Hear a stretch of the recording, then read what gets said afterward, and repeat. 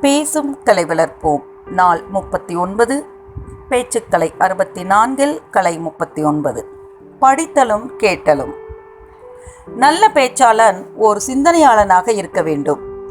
ஓர் சிந்தனையாளன் நிரம்ப படிக்க வேண்டும். பெரியோர்கள் பேசும் பேச்சை அடிக்கடி கேட்க வேண்டும். வாழை ஒன்று தென்னை போல வளர ஆசை கொள்ளலாம். ஆழமான வேரில்லாமல் அது நடக்கக்கூடுமா என்கிறார் கவிஞர் கண்ணதாசன். படித்தல் என்பது வாழ்க்கை முழுவதும் நடைபெறும் செயலாகும். Learning is a life long process.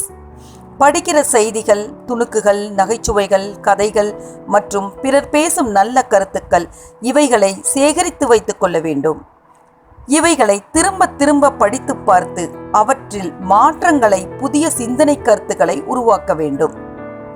உதாரணமாக, காக்கா வடை கதை பெரும்பாலான பள்ளிக்கூடத்தில் சொல்லப்படுகிறது.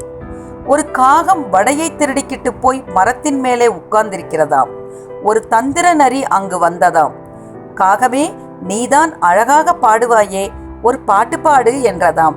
உடனே காகம் காக்கா என்றதாம். வடை கீழே விழுந்ததாம். வடையை தூக்கிக்கிட்டு நரி ஓடி போயிட்டதாம். இந்த நிகழ்ச்சியை மாற்றலாம். அறிவாளி காகம் வடையை வாயிலிருந்து காலடியில் வச்சுக்கிட்டு காக்கா என்றதாம். நரி ஏமாந்து போனதாம். இந்த நிகழ்ச்சியை மேலும் மாற்றலாம். நரியே, உன் தந்திரம் எனக்கு தெரியும். இந்த வடைதானே வேண்டும், இந்தா பாதி, நீ தின்னு, மீதி எனக்கு என்று சேவை மனம் படைத்த காகம் கூறியதாம். படிப்பது என்பது உணவு உண்பது போன்றது. எவ்வளவு சாப்பிட்டோம் என்பதை விட எவ்வளவு செரித்தது என்பது முக்கியம். மகாத்மா காந்தி கூறினார், இறப்பின்றி வாழ்பவனாக எண்ணி எப்போதும் படித்து கொண்டிருக்க வேண்டும். நாளையே இறக்கப் போவதாக எண்ணி வாழ்க்கையை அனுபவிக்க வேண்டும். கலை 39 நிறைவடைந்தது. நாளை 40 சந்திப்போம். நன்றி. இந்த வீடியோ பற்றிய கருத்துக்களை கமெண்ட் பண்ணுங்க. சேனலை மறக்காம சப்ஸ்கிரைப் பண்ணுங்க.